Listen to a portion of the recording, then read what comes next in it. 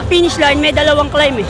Doon ko binanatan kasi malabo ako makawala sa patag kasi pag nakawala kaming dalawa, nagtutulong-tulong yung mga kalaban namin. Naisip namin na banatan na lang namin sa ahon kasi doon yung malaki makakain ng team.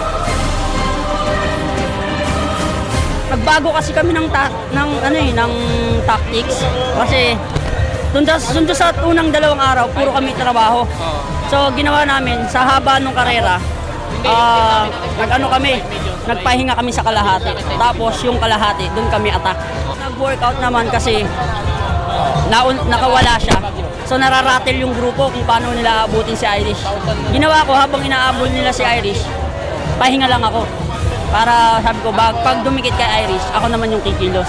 Hopefully kasi ang target naman ng team, mga 6 na lap eh. So nakakabawas na kami na isa.